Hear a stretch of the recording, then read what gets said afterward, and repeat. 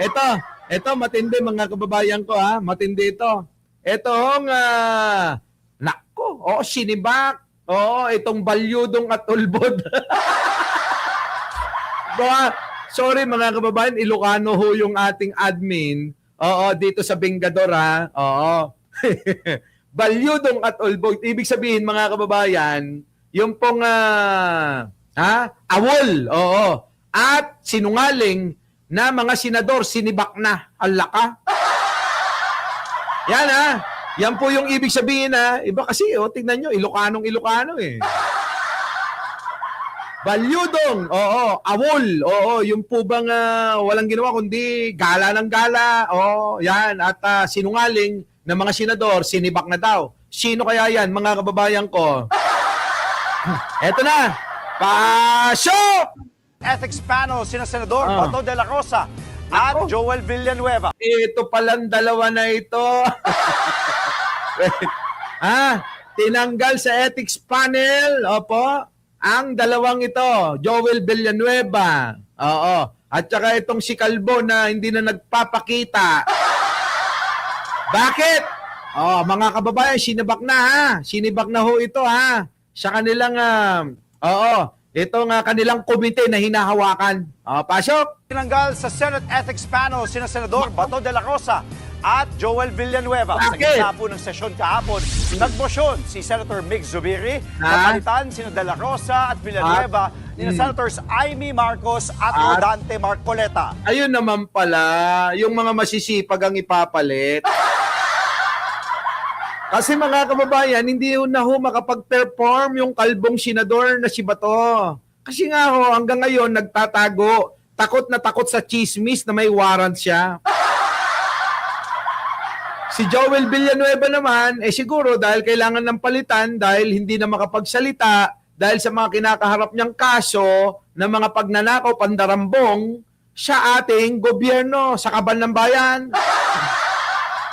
Ngayon, ito naman ang pumalit, mga kababayan ko. Mukhang naisot na ho ng maayos yung piluka niya.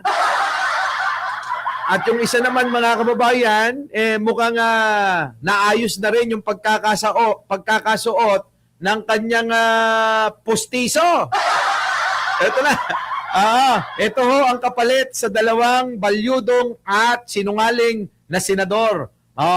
Sino?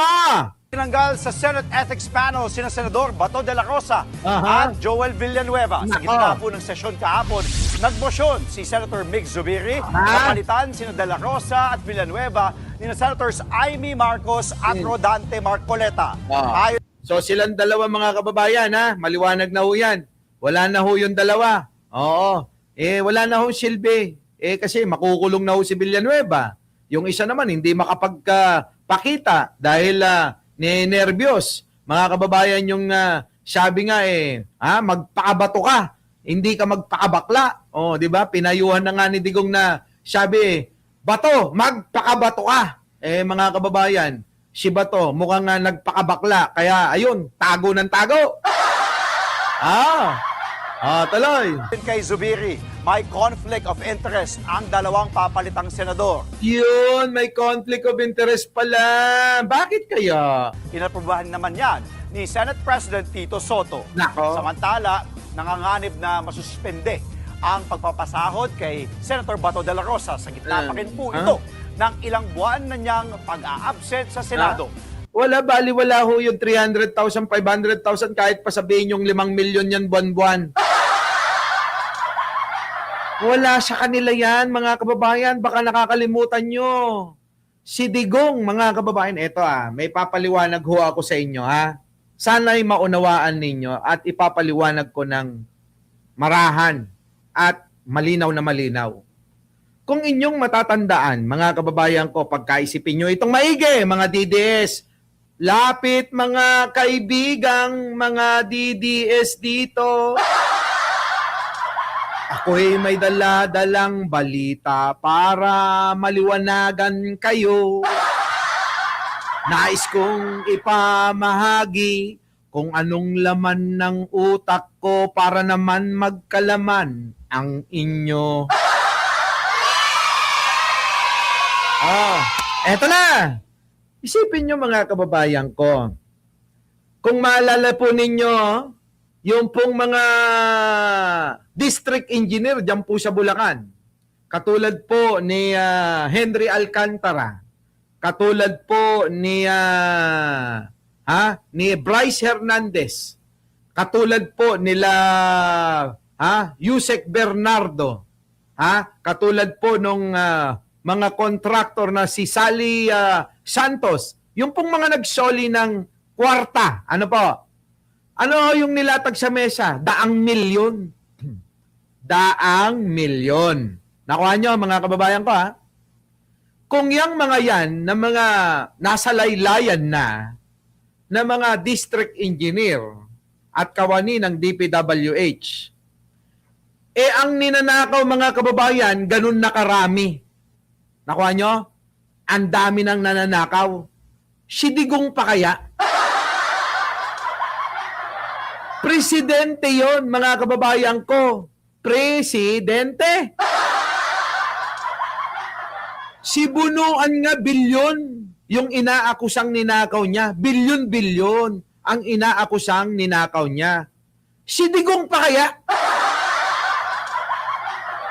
Kaya nga ako mga kababayan naniniwala, itong si Kibuloy at si Digong, korporasyon yan na merong boat sa ilalim ng lupa. Eto mga kababayan ko, di ba nung hinuhuli si Kibuloy, sumuko dahil nga huhukayin na yung pong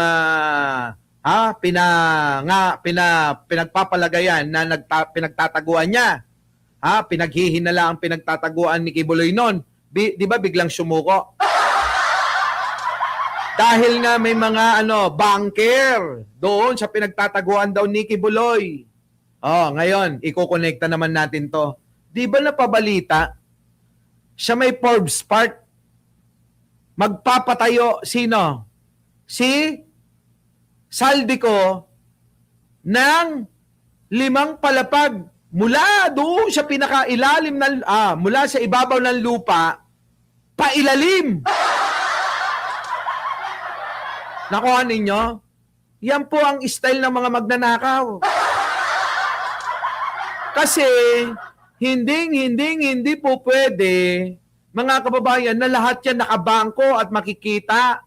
Dahil pagka nagkaroon ng katulad nitong investigasyon, tulad kay Sara, kapag kaya nakita na napakarami, ang tanong, saan mo kinuha? Maliban sa ninakaw mo yung pera.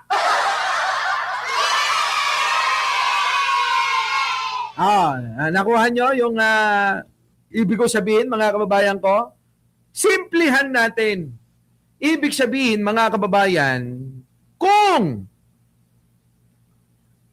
ang mga district engineer kumulimbat ng daan-daang milyon, maaring bilyon pa nga kasi nakapagsoli ng 110 billion ang isang district engineer. Paano pa kaya yung pong DPWH secretary? Paano pa kaya yung Yusek Bernardo na hanggang doon sa Batanes nagpapatayo ng mansyon? Ngayon, paano yung presidente? Paano sila Duterte? Kita nyo naman ang mukha nun. Hindi na natin kailangan sabihing magnanakaw.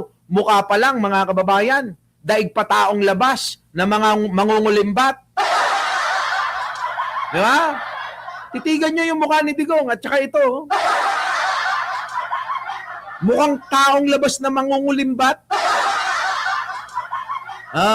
So nakuha ninyo. Ibig sabihin mga kababayan, kung bilyon-bilyon pwedeng magnakaw, si Duterte ang ninakaw nun, trilyon-trilyon. Dahil nga mga kababayan, maiisip natin yan, dahil sa kanyang inutang na trilyon-trilyon, wala naman ho tayong nakita na pinagkagastusan. Di ba? Kita nyo ang utang. Nilagpasan yung utang ni Aguinaldo hanggang kay Pinoy. Siya lang mag-isang umutang. Yan, mga kababayan ko, isipin nyo maigi. So ngayon, mga kababayan ko, yun na nga. Okay, Senator Bato de la Rosa, sa gitna pa rin po ito ng ilang buwan na niyang pag-a-absent sa Senado. Yan, so yan, okay. Tinanggal na ho itong dalawa. Sa bagay, yung pumalit, masipag na taga-tuligsa ng Pangulo, okay lang yan. Di ba? Si Amy Marcos at saka si Rodante Marcoleta na lumalabas ngayon na pinaka-leader nila. Dahil para sa kanila, si Rodante ang may utak-utak kahit sinabi ng dating justice na si Carpio na mahinang nila lang daw si Marcoleta. Totoo naman eh. Sana Marcoleta, bago mo pang hawakan yan yung ethics committee na yan, dapat disiplinahin mo muna yung sarili mo. Ikaw din, Amy, dapat dinidisiplina mo yung sarili mo, hindi lang yung mukha mo yung inaatupag mo. Ikaw naman, Marcoleta, dapat ikaw ay tutukan mo yung pinangako mo sa taong bayan kaya ka naging senador dahil doon sa pambubudol mo. Kung di ba naman niya binudol mga kababayan, yung pong ating mga kababayan sa 2,000 pababa na libre na ang bill nyo sa kuryente, hindi naman mananalo. Di ba? Putik na yan, ha? Saan ka nakakita, mga kababayan? Oo. Yung buhok niya nga, binudol tayo.